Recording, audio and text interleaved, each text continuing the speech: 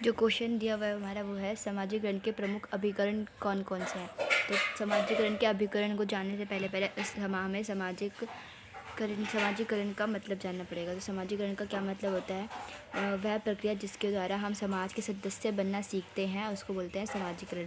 तो जो सामाजिकरण की जो प्रक्रिया होती है वो बहुत ही जटिल प्रक्रिया होती है जिसमें अनेक संस्थाओं या अभिकरणों का योगदान भी होता है।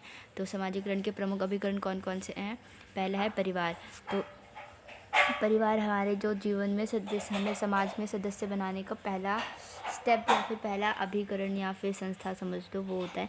तो परिवार समाजीकरण करने वाली संस्था या अभिकरण है। अभिकरण के रूप में परिवार का एक महत्व वास्तव में असाधारण है। बच्चे पहले परिवार में जन्म लेते हैं और इस रूप में व्याप्त परिवार की सदस्यता ग्रहण कर लेते हैं। तो परिवार भी क्या है? एक समाज है। तो पहले बच्चे ने जन्म लिया परिवार में और उसको वो अपने आप वहाँ की सदस्यता ग्रहण होगी। तो परिवार क्या है? पहला अभिकरण है समाजीकरण का। सेकंड है समकक्ष समूह, मित्र या खेल समूह। तो बच्चों के मित्र या उनके साथ खेलने वाले समूह में एक महत्वपूर्ण प्राथमिक समूह होते हैं। इस कारण बच्चों के समाजीकरण की प्रक्रिया में इनका अत्यंत प्रभावशाली स्थान होता है। थर्ड है विद्यालय। विद्यालय एक औपचारिक संगठन है।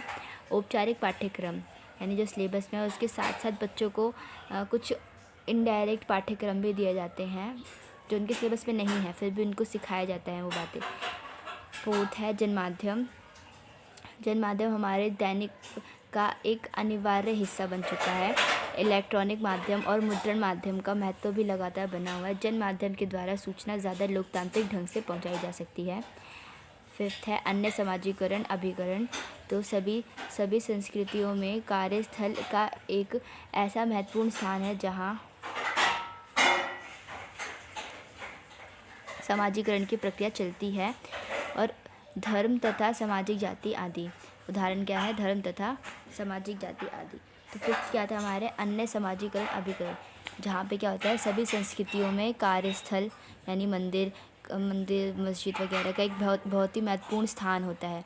तो सामाजीकरण की जिसमें जहाँ पे क्या होता है सामाजीकरण की प्रक्रिया चलती ही रहती है। उदाहरण क्या है इसके?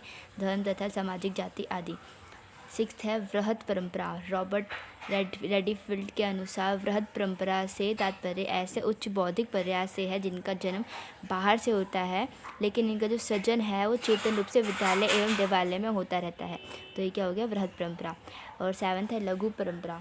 लघु परंपरा से क्या मतलब है? लघु परंपरा से तात्पर्य ऐसे मानसिक प्रभाव से है जिनका उद्गम स्थान संस्कृति में अपने आप होता रहता है।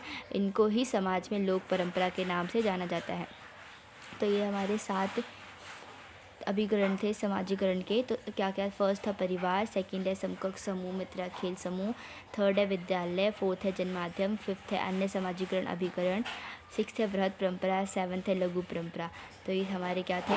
समाजीकरण के प्रमुख अभिकरण।